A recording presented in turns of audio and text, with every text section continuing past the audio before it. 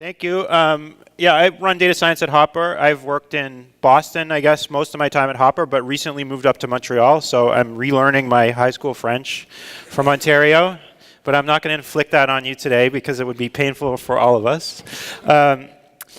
So I want to tell you a little bit about Hopper. We've been in the news recently. We just raised a bunch of money, so I think we're now officially a Canadian narwhal, which is $1 billion Canadian company, which is different than a unicorn. I like it better because narwhal was a real thing and a unicorn was a fictional animal. So we're the biggest mobile travel app in North America. I'll say a little bit more about that as we go through, but it's unlike most talks. I would encourage everybody to take out their phones and install our app and play with it while I talk, because that'll help us continue to be number one.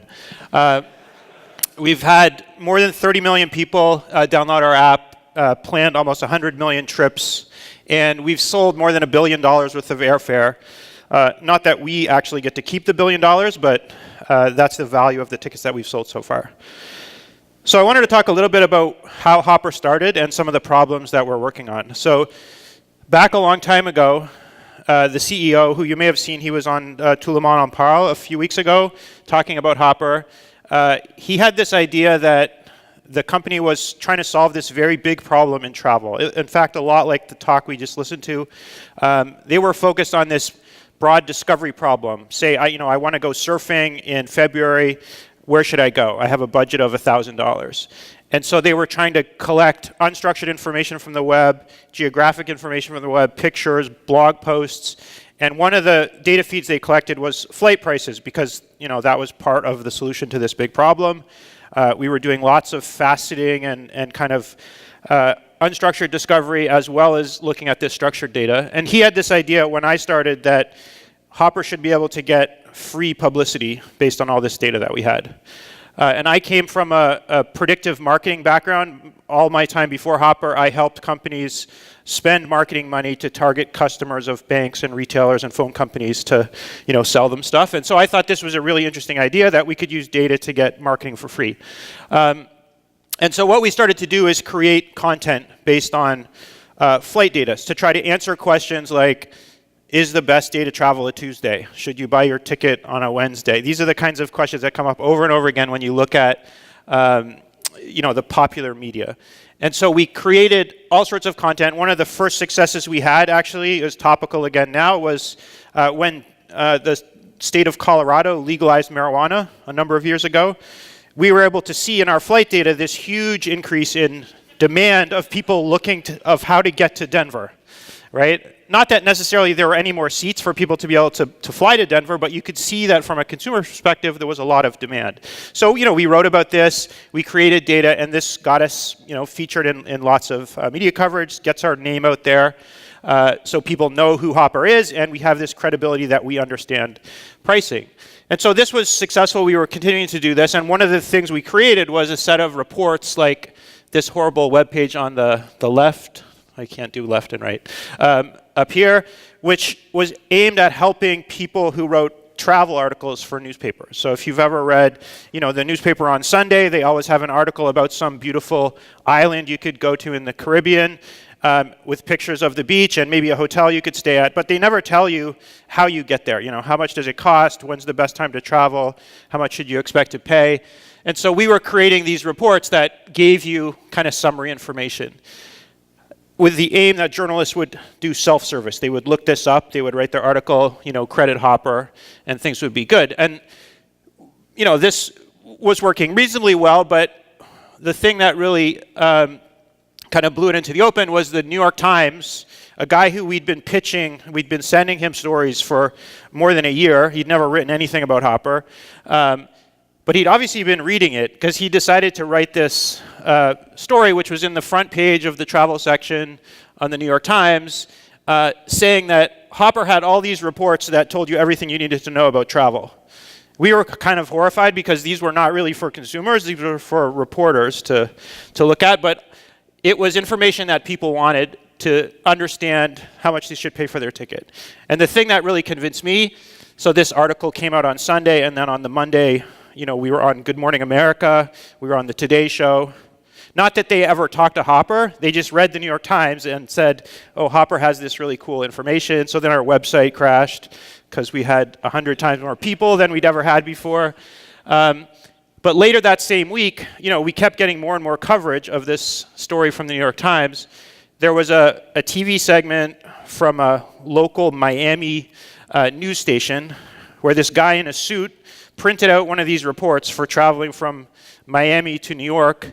He printed out on paper, and he went to the beach in his suit with a camera crew and started interviewing like old ladies on the beach and saying, Hopper knows how to get to New York City the cheapest. Is that interesting to you? And these people were all excited. And he obviously decided this was an interesting enough story that he would build this, take this camera crew to the beach and create this content. And we were like, wow, we have to find a way to deliver this to consumers in a way that's not this horrible web page. So we thought, well, we should build an app, and we should let people look up the trip they want to take themselves, and we can help them make that travel decision easier. So I want to talk a little bit about price prediction first, because that's what people think about Hopper as. I think there's more to the story, but I'll say that in a few minutes. So we collect a lot of data.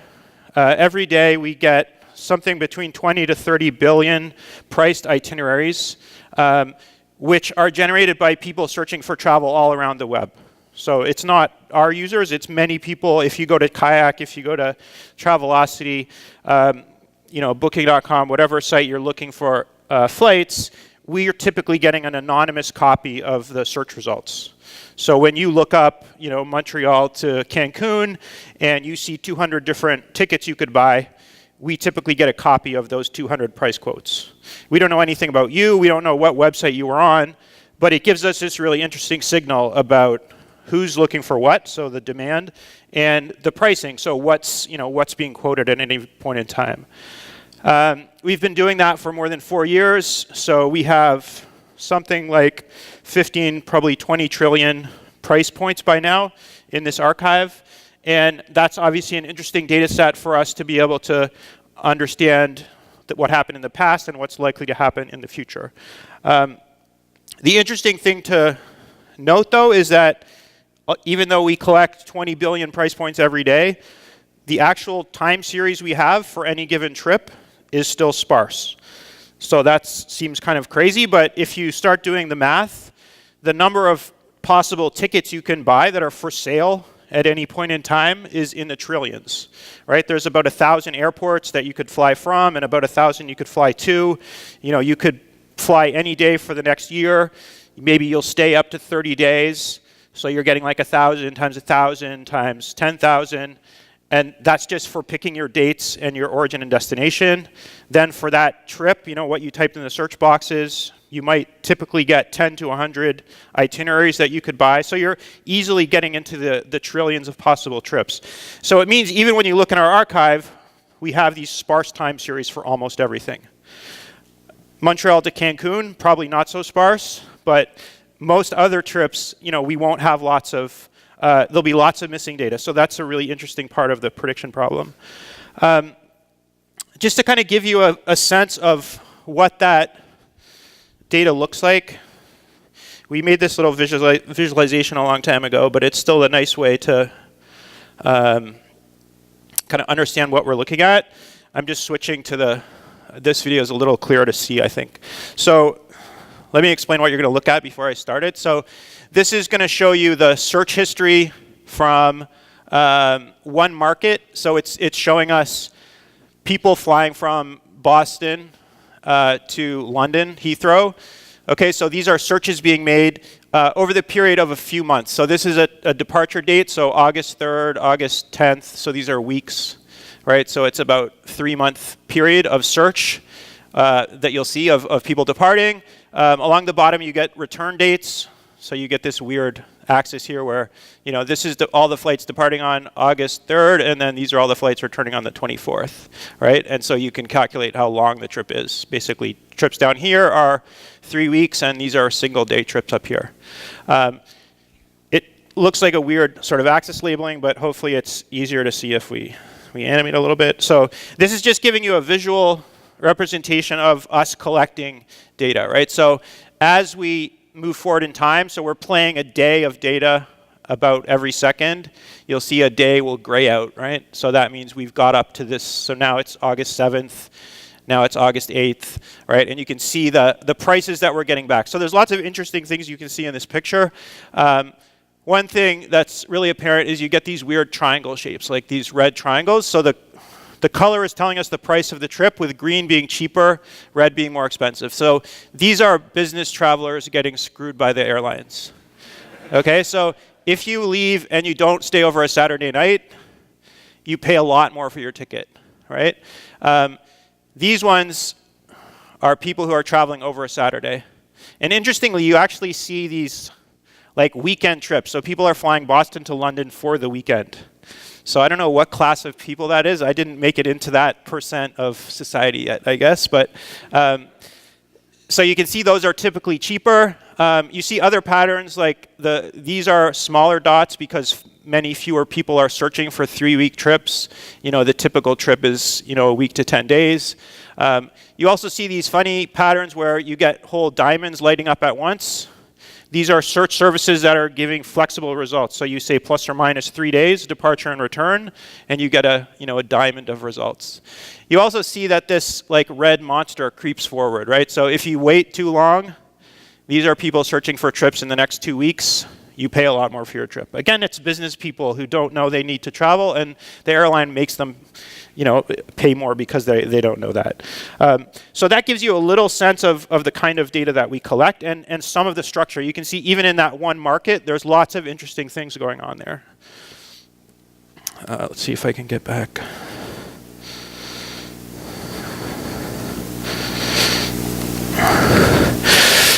Okay, so I'm going to now show even a smaller slice of data for a different market to give you a sense of how we do the prediction. So this now is a picture, a static picture of, I'll stand over here so I can see it, of a single flight on JetBlue. So these are nonstop JetBlue flights. In this case, I think it's Boston to San Diego is the market that we're looking at. And you can see we have 9 months of history. All these flights depart on June the 1st. Okay, so it's JetBlue nonstop, Boston to San Francisco, departing on June 1st. And then the colors are just showing us different return dates. So you have like same-day returns up to 2-week-long trips. It doesn't really matter very much, but these are all the individual price points that we record in our archive for that particular filter of flights. And again, you see lots of interesting stuff in this picture, which gives you some sense of how archaic some of the flight pricing market is. So first thing you see is that it's pretty flat. Up until 4 months ahead, not much is happening. This flight costs $395, and that's it, right? After you get within the 3 or 4 months departure, the price starts bouncing around, right? It actually gets a little bit lower, which is very typical as the airlines try to figure out how they're going to fill up this flight. You get a strange sort of step as you get within the last 3 weeks. So you get a staircase, another staircase, another staircase. And this is because airlines price with these weird rules about advance purchase. So they'll have a certain ticket that you can only buy 21 days in advance, or 14 days in advance, or 7 days, right? And so that's how part of the way they control pricing. The other thing that's weird about this picture is you see all these horizontal stripes, right? It's like I didn't do my graph at a high enough resolution, but this is actually because, again, the airlines, the way they price is really strange. It's not in the stock market, the price goes up and down in essentially continuous increments, right? The way airlines do it, they don't really change the price at all. You have to imagine a shoe store that only sells one kind of shoes, but they have lots of different shelves for the shoes, and each shelf has a different price tag. This is what airlines call a fare class, right? So if there's lots of people in the store, they put all the shoes onto the expensive shelves, right? If there's not very many people in the store, they'll put a few of the same shoes on the cheap shelves, right? So what the airlines do is essentially open and close these buckets. So you can see there's a bucket here which is like a $300 price point, but it's not always available. they say, oh no, we don't want to sell it for 300. We want to sell it for 315, right? And so the way they control price is just opening and closing these different buckets, which is why you get these strange horizontal lines going on. But you can see that this is really characteristic of how prices move. You know, they tend to start off slightly higher than the minimum. They'll migrate downwards a little bit, and then they'll go up sharply at the end. Again, because people who don't know they want to travel, like these business travelers, tend to be really price insensitive, so they can make them pay more. You can also look at seasonality. Again, this is a really old graph that I've never bothered to update, so it ends in the middle of 2014 here, but it's just comparing the price history over 2 different years for that same trip, right? And you can see there's a huge amount of similarity, right? If you travel, this is showing the departure date, so if you fly over the Christmas or winter holidays, you pay a lot. If you travel at US Thanksgiving, you pay a lot, right? If you travel in spring break, this is February break, you pay a lot. If you travel at April break, you pay a lot, but you can see that like 1 year it was a week later. This is the school vacation week that they have. Sometimes you get these effects, so I'm not sure exactly what this was, but there was an event that happened 1 year and didn't happen the next year. But otherwise, these are highly correlated, right? So we can use that seasonality to make a prediction about what's going to happen this year. The other really predictable thing is what we call the advance curve. So you can, which is essentially that plot of how does the price change as a function of days till departure, right? And these are really typical pictures that typically what happens is that, first of all, everybody waits till the last minute. So if you look at the demand, which is this shaded part here, right? It's always this kind of exponential shape where everybody procrastinates, right? It's just a question of how long. So this is New York to Boston. So this is a really cheap ticket. It's typically business people that are buying this ticket. Nobody's planning a trip from New York to Boston on a plane, 3 months ahead. They're all buying it in the last month, right? If from New York to Hawaii, this is a consumer kind of trip. So some people are buying this trip, almost a year ahead of time, and you can see the curve's much flatter, but it's the same shape. Most people procrastinate and buy it at the last minute. One thing that's interesting is that in this case, you see there's a huge price increase at the end, right? In this case, not so much. And that also is typical, right? There's not a lot of business people who suddenly find out they need to fly to Hawaii 3 days beforehand for a meeting, right? So there's not a lot of extra demand at the last minute, whereas this trip is all driven by those last minute people, who decide they have to urgently see a client. So that shape of advance curve is also very predictable for a given market. And then essentially what we do is combine that information. We say seasonally, how much is this ticket likely to cost? What is the shape of this kind of central trend going to look like? And then we assume everything else is a random walk around that trend. So it's a mean reverting random walk. That's actually good because it means that it gives us the reason to tell you to buy or to wait. Even if the price is always tending to go up, which it does for most trips, we can still say that at this point, you're way above the trend. And even though the trend is going upwards, you should still probably wait because there's a strong likelihood you're going to see a low point at some point before the departure. So you can still save money even though the trend is going up. Okay, so putting all those things together, this is a kind of picture of what we see in the Hopper app. So we've got an example here for Boston to San Diego, and we're giving a price prediction for that, where we're saying that over the next 2 months, and if you did what I asked and all downloaded our app, you can try this yourself.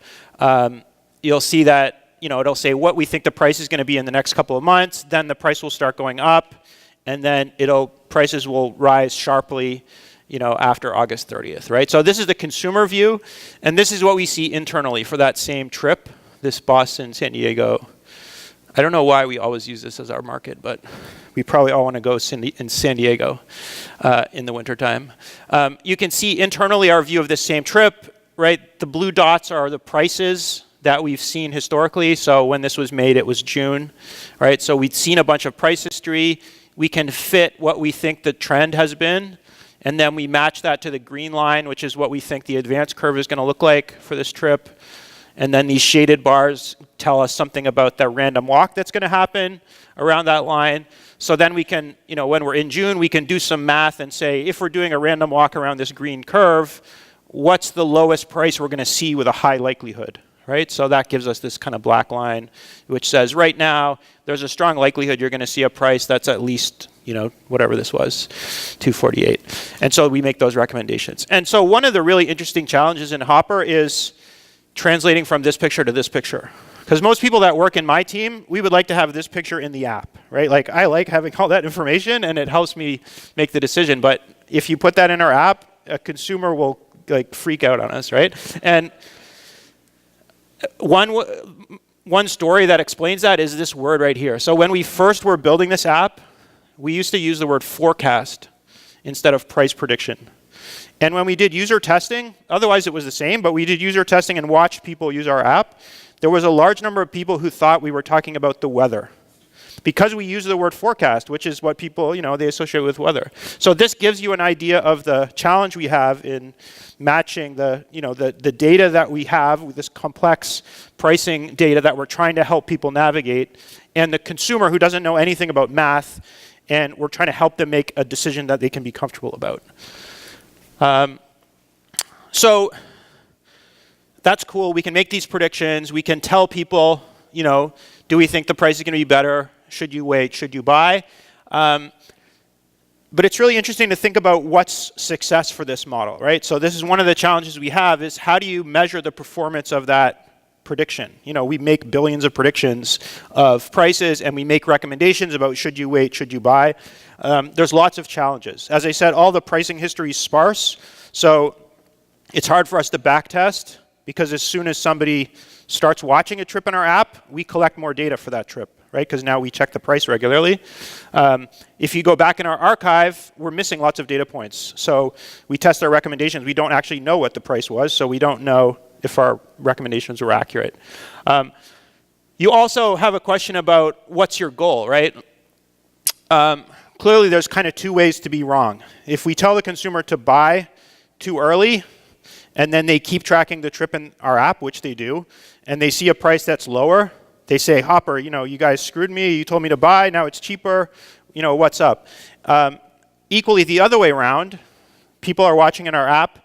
We keep telling them to wait, right? They get more and more frustrated and panicked, especially now when we're getting close to Thanksgiving in the US and Christmas. People are waiting for these trips they have to take. They have to go see their parents at Thanksgiving, and we keep saying, wait, it's going to be cheaper. And they get more and more anxious. And obviously, if we make them wait too long and they eventually have to buy and it's more expensive than it was before, they also hate us, right? We get lots of hate mail. But we get more love letters. We did actually get a marriage proposal from a user because we saved them a lot of money on a family trip. So we have these two cases. You buy too early, you could have saved more. You waited too long, you spent too much. And there's even a risk profile that is something we haven't incorporated yet, but we're looking to add, that even for two different people watching the same trip, we maybe should recommend different things, right? So for that person who's going to Hawaii because it's their wedding, they have to buy the ticket, right? So we probably want to make more conservative recommendations for them than somebody else who's trying to go to Hawaii because it's a great surfing place. They don't necessarily have to buy the ticket. They're willing to take more risk to get a better price, and maybe they could buy a different trip, right? So that's something else we might take into account. So currently what we try to do is this conservative thing where we leave you no worse less than 5% of the time, right? So we're kind of like the doctor thing of do no harm. And so 95% of the time, if you follow our recommendation, you'll get a price at least as good as what you started with, right? So you don't hate us, hopefully. But that's an interesting question in itself. And then there's lots of ways that we can improve. So one of the things that I find fascinating about Hopper is that the data structures are so big and so complex, and there's nobody that is really looking at them, right? It's not like in the financial world where you have thousands of companies building algorithmic trading robots that fight each other.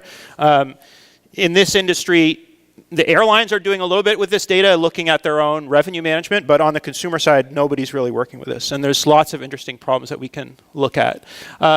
So some of the things that I think are really interesting is we could do a much better job of incorporating demand. So we get this really strong signal of who's looking for what, right? So one of our challenges is one-off events, like the Super Bowl. You know, it happens in a different place every year, and so it's hard to use last year's data to predict what the Super Bowl is going to cost. But a way that we could get around that is to look at what the sort of aggregated demand is. If you remember those advanced curves, if we see that 3 months before the trip, we've had 10 times as many people shopping for this trip as last year, that's probably an indication that that trip is going to become more expensive more quickly. The other thing that is fascinating that we've done almost no work on so far is looking at this graph structure of airline data. So there's this little animation playing here, which is just mapping back and forth between airline supply, which is this graph, and user demand, which is this graph. So the difference, if you think about it, is that airlines only fly, you know, point to point. There's only about 15,000 routes where you can take a plane from point A to point B, right? But there are about 300,000 airport pairs that people search for, right? So many of the trips you take on a plane, you can't get there on a single plane. You have to change. And so it means that the real consumer demand that we see in search has to be satisfied by this airline, you know, this graph of different airlines underneath in terms of what supply they have. And what that means is that there's all sorts of interesting structure in the data, right? So right now, when we make a prediction for Montreal to Cancun, it bears almost no relationship to a prediction for, you know, Toronto to Miami. But those might be highly correlated because, you know, they're not that far apart and they're potentially substitute trips for each other. Especially if they're served by the same airline, it might be that if we see something happening in one market or for one set of dates, it has a strong impact on a similar market and similar dates. And so if you think about it as, again, like a financial market, they love this idea of beta analysis, right? Where you basically look at a correlation matrix between all these different stocks that are traded. So if IBM goes up, then Apple goes up and Google goes up and vice versa. And that's one of the things that you can think about in the flight world as well, but the product matrix is bigger. Remember we said there's, you know, trillions of products that you can buy, so you're trying to make a correlation analysis on a, you know, trillion by trillion matrix. It's not necessarily as easy, but there's lots of interesting things we can do with that we're starting to look at. I guess the other thing I wanted to talk a little bit about was how Hopper is more than just prediction, right? So the goal is not really to say exactly what the price of the ticket is going to be on a future time series, right? What the user actually wants to know is, should they buy today or should they wait? That's really all they care about. And if they trusted us completely, we wouldn't need to show any data, right? So this is this kind of trade-off we have all the time, that the reason we show data in the app is to help establish credibility and trust with the user, that we know what we're doing. But as soon as you trust us, just do what we say. We don't have to have any data in the app at that point. So there's this interesting balance, right? And I think this is really psychologically the reason that people use our app. Not because we do a great job of predicting prices. I mean, we do a great job of predicting prices, but it's because we're taking away this decision making that they're otherwise making themselves. You know, when you buy a ticket, you feel like you spend a lot of time doing research. You eventually get really frustrated and you buy a ticket and then you feel bad, right? You feel that I didn't do enough research, my friend probably paid less, you know, I probably could have got something else cheaper. And so there's a big psychological part of Hopper where if you trust us, now it's our fault, right? So even though you pay the same, it's like, well, Hopper's smarter than I am about these prices. They understand this industry. They told me to do this, so, you know, I did my best. So I think there's a really interesting dynamic there. I think a big part of that is this conversational thing. So, and this is a piece of Hopper that I don't think a lot of people understand, but what It's what makes our business worth $1 billion today. It's because really Hopper's about having a conversation with users. And so this is because we're on a mobile phone, right? We know that the person who searched a trip on that device, we can talk to them by sending them push notifications, right? About 80% of our users opt in and say, you can send me notifications when you find a great price for my trip, right? And so this gives us amazing power. So if you think about how people buy flights, people start shopping typically 3 or 4 months ahead of time for a trip. If you're on the web, so if you're Expedia, you basically have to pay over and over again to get those users to come to your website, right? You pay Google so that when you type in Cancun in your web browser, Expedia comes in your search results and you click on it, right? And so a user goes and they checks the price, but they don't buy, nobody ever buys till the last month or whatever. So if you're Expedia, you have to keep paying over and over again to get that, to reacquire the user to your website. But in Hopper, a user does a search in our app 3 months ahead. Now we can talk to them for the whole 3 months until their trip. Unless they delete our app, obviously. So we have to be careful about what we say.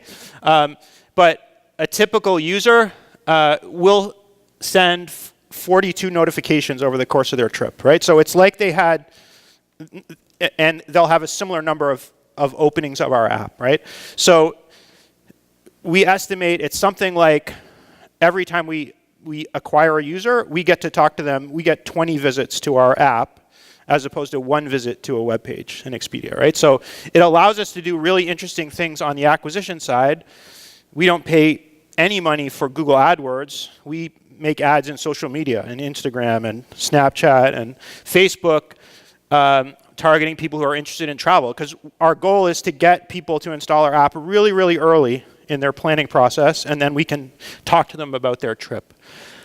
So we send, 500,000 push notifications every year, and almost all of our sales are directly triggered by a push notification. Because we're, you tell us you're interested in a trip, we'll check the price of that trip now, and when we see a great price, we'll send you a notification and say, wow, you should really buy this, it's a great deal. So it makes sense, but it also gives us all sorts of interesting other things we can do. So one of the things, maybe it's a paradox of big data, but one of the things I'm really passionate about is looking at individual data elements, right? So we have trillions of price points and millions of users, but I like to look at individual user profiles because we often lose information by blindly aggregating, right? It's easy to take your billions of records and make summary statistics and create features and build models, but you get incredible insight by looking at individual users. So let's see if I can. So this is just an example of a tool we use internally where we anonymize each user with a catchy name. Oh, it's hard to read this picture, but yeah, so here we have a Catholic flea and an educated squid and an involuntary caterpillar. Each of these is a user profile, and it avoids us having to have crazy user IDs. Most of our users, we don't have any information about them until they decide to sign in and maybe buy a ticket, then we know their name. But we just have this profile, and you can see all the events that they search. So, and people do crazy stuff on our app, and it's really interesting to learn about what people are trying to do. So you can look at this educated squid. They're searching from New York to MCI. I don't know that airport code. That's bad. Oh, Kansas City. Okay, and you can see all the things that they've done, right? So these are sessions the user makes. We send them a notification. Then they launch the app. They're looking for a hotel in New York City. So they're maybe doing a staycation because they seem like they're flying from New York as well. So they're watching some hotels in New York in November. We're still notifying them about this trip to Kansas City, right? And so you can start to understand these behaviors. And so we learn really interesting things. So this is a user who must live in Hawaii. So OGG is Kalui, I think, in Hawaii. And so they're looking for various trips from Hawaii, within Hawaii to Los Angeles to Las Vegas. They're looking at hotels in Las Vegas. They're obviously planning some kind of trip. And you can see this user is These are all trips that they're watching. So there's 15 or 20 different trips. So there's incredible richness of user behavior, right? That we can start to understand, and we can start to look at how do we communicate with those individual users. Sorry. Let's get rid of this one.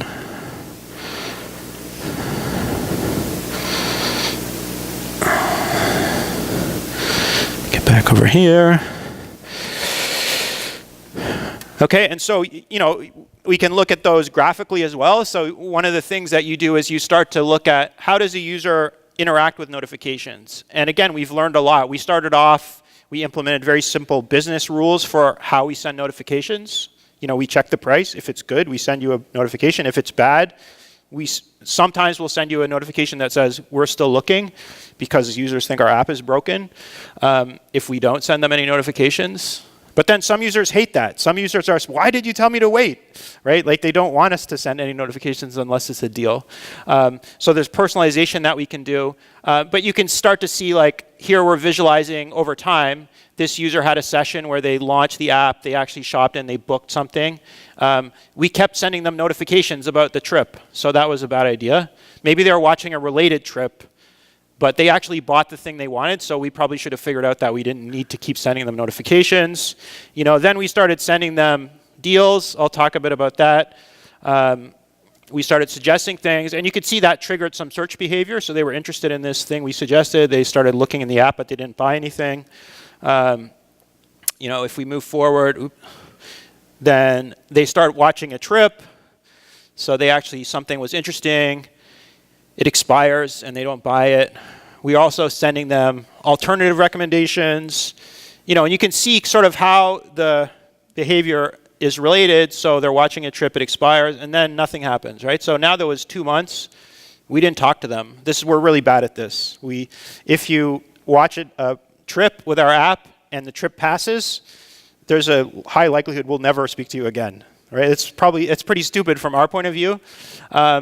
But the user came back, right? They still had the app. They started looking at something, and they actually bought, right, very quickly.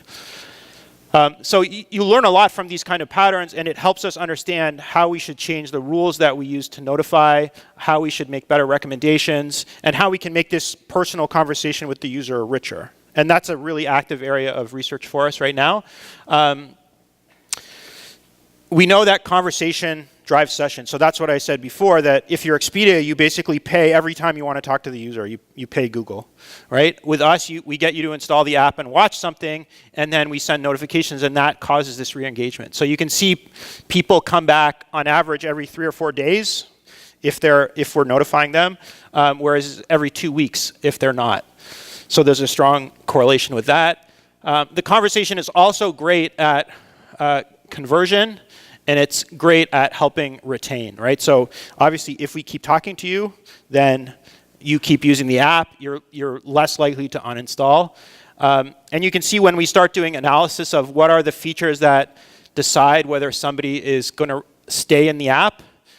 This is showing kind of strength of features, right? So blue is positive. So if you registered for notifications, you allowed us to talk to you, you're much more likely to be retained.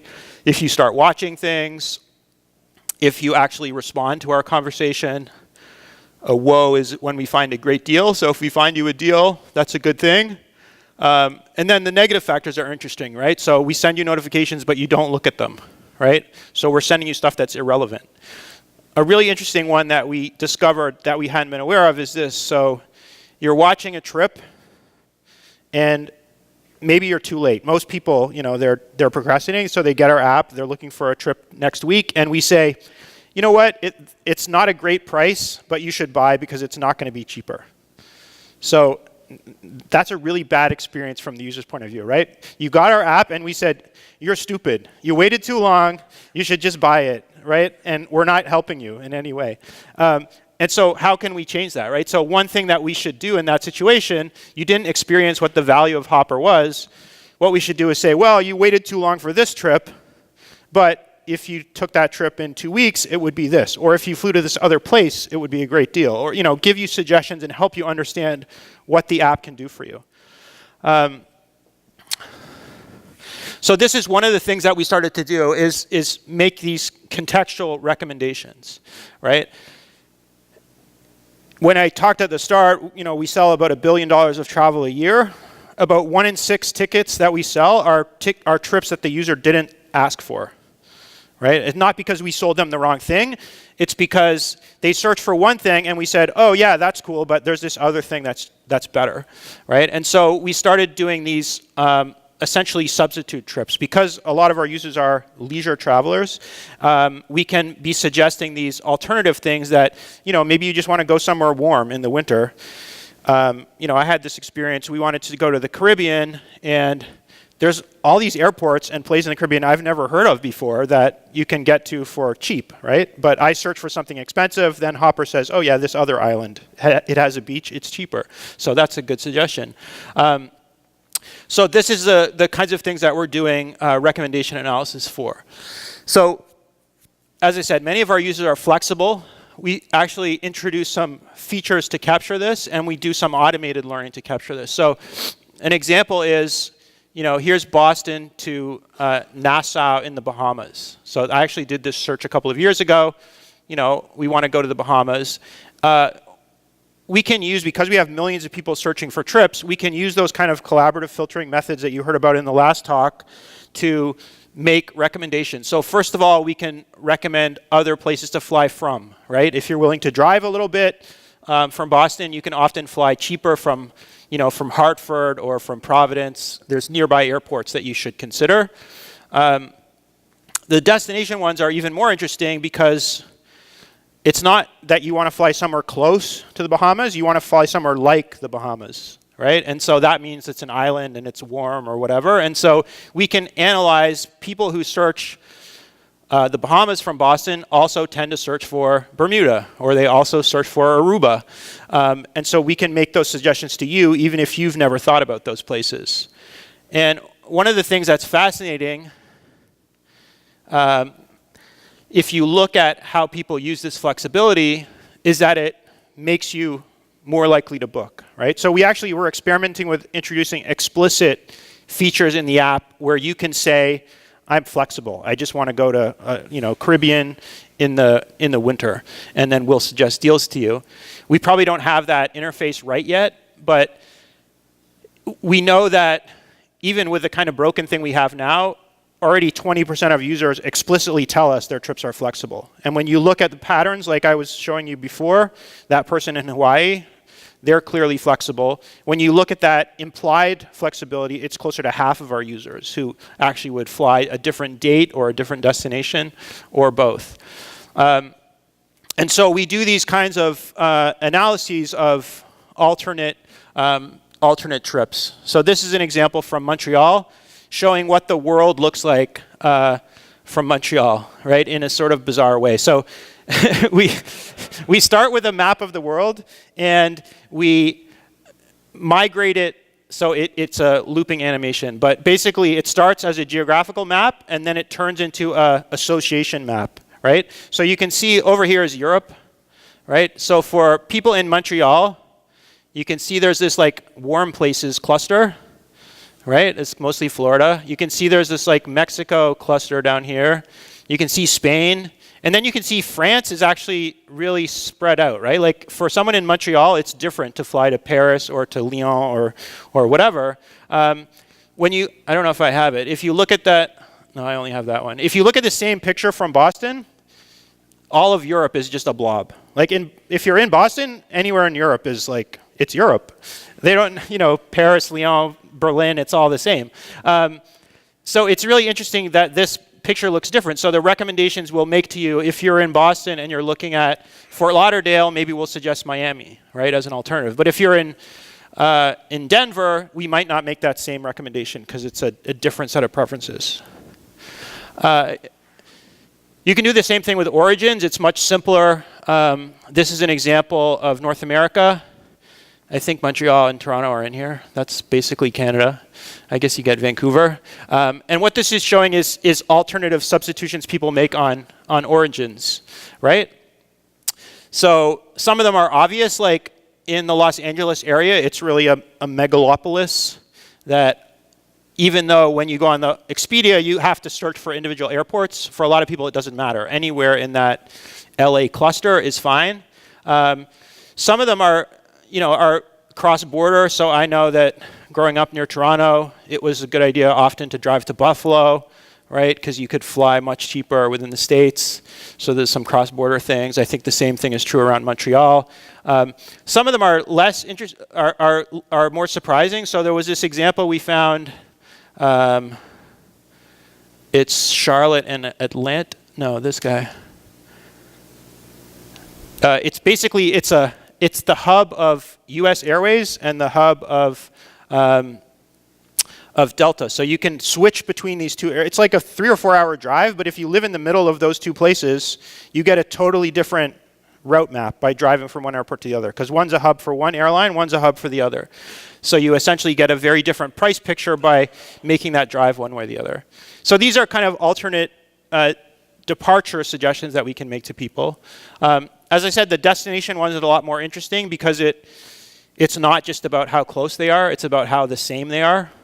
So when you look at where people are searching flexibly for destinations, you see these kind of blobs, right? So again, I was talking about how there's this blob for Europe, right? And so then the question is like, how do you split that up into features that you can make recommendations about? Like, how do you characterize beachy or skiable places or whatever? And one way is to try to tag places.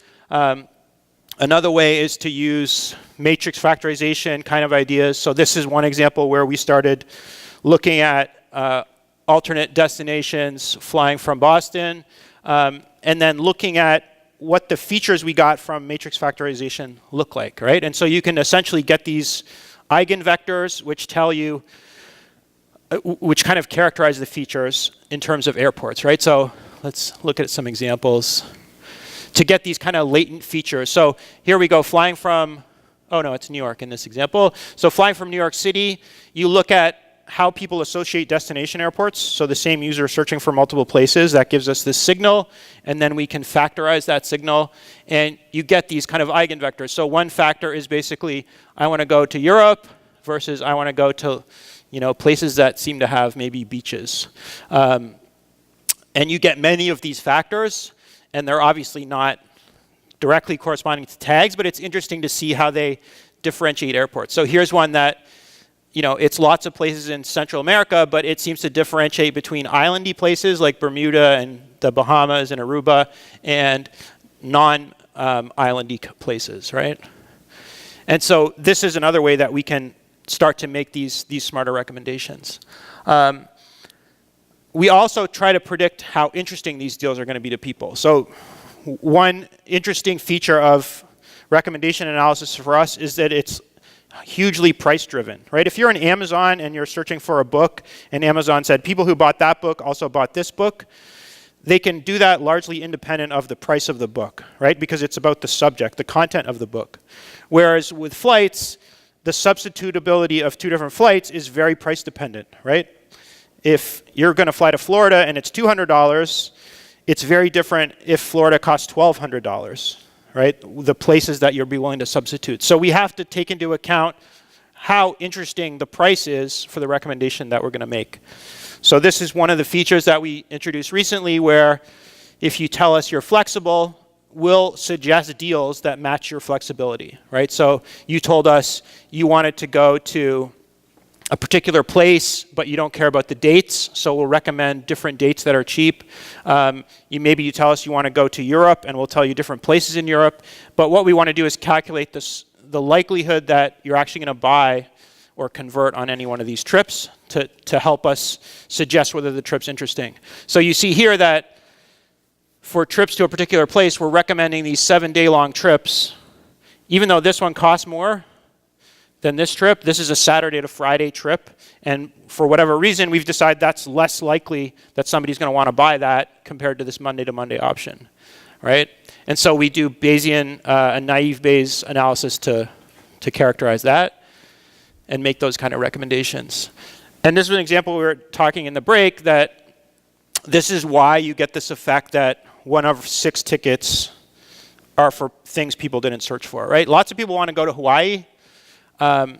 But here's an interesting fact that if you search for Hawaii, you're 5 times more likely to buy a flight to Florida than you are to buy the flight to Hawaii. Right? You live in Boston or you live in Montreal and you say, oh, I'd love to go to Hawaii. But you look at the price and it costs $1,500, $2,000. And we make a suggestion, well, why don't you go to Fort Lauderdale? It costs $300. And you now have $1,500 to spend on your hotel or at the bar or whatever it is you want to do while you're on holiday. And so that's why you get these interesting substitutions. The other thing that's been really fascinating to us is we've only done simple things so far, but the machine learning based suggestions actually convert users better than the things that the human asks for, right? So 2.6 times conversion on the notifications that we're generating compared to the notifications that are related to the trip the user asked about. I think part of that is because it's this delight, right? You asked Hopper for one thing, and we actually told you about something else that you weren't expecting that's interesting, and that causes this really interesting user reaction. So we're just starting to do hotels, and in one sense, that's a much easier problem because the data set is way smaller. There's, I don't know, maybe 1 million hotels in the world if you count in a really broad way. But the number of possible things you can buy and the number of dates you can stay, we can know the price for everything all the time, unlike flights. So the pricing side is much easier, but the recommendation part is much harder because buying a hotel is not a commodity, right? If you talk to certain people, all they care about is the price. They just want somewhere to sleep. Most people have certain requirements for a hotel. They want it to be close to something. They want it to have a pool because they're bringing their family, whatever it might be. There's it's a multi-objective optimization, and the value of each feature is different for different users. And there's also lots of qualitative things, right?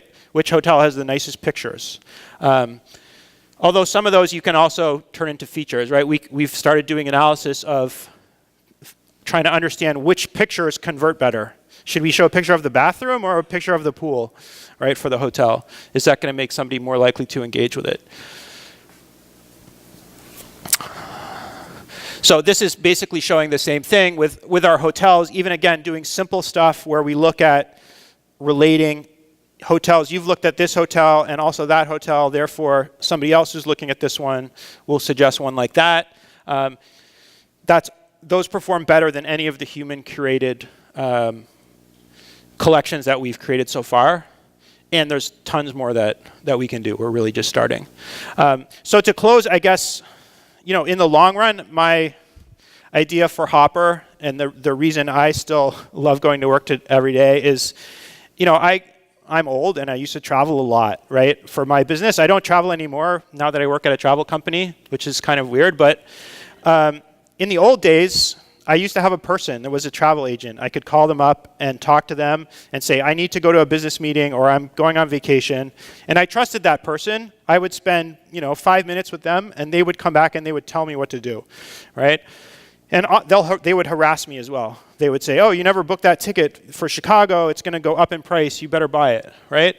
That's what, to me, Hopper is about, right? It's making that expert assistant to help you get the best deal out of your travel, right? And I think that's why people are frustrated. As a society, 15 years ago, we decided travel agents were inefficient because we pay them $15 or whatever it was every time you book a ticket. So we would get rid of those people and we would build websites so everybody could self-serve and buy their own travel, right? But if you're not an expert, if you only travel twice a year, you don't pay $15, but you spend typically 6 to 12 hours online trying to comparison shop and figure out what the right ticket is. So you spend a huge amount of time, you get really frustrated, you buy something, and then you feel bad, right? So in what economy is that an efficient transaction? And so for me, that's what Hopper is about, is can we make the whole travel marketplace more efficient again? And I think that's a win, not just for the consumer, but a win for the airlines and the hotels as well. It's clear that anything that takes you 10 hours to buy and makes you feel bad, there's lots of instances where it's not going to be bought at all, right? So if you can make this easier, people will buy more, people will travel more. And we see lots of anecdotal evidence about this. We get all these tweets, right? So here's somebody saying that Hopper is like forcing these people to travel because we keep sending, interesting deals to them, and they're buying all these tickets. And to me, that's the win, is if we can simplify this process and make traveling feel like it was fun and not so painful anymore. So that's all I wanted to say. But I'm happy if people have questions or want to talk to me afterwards. We're also hiring, so check our jobs page. We're hiring both in Montreal and in Cambridge, in Boston.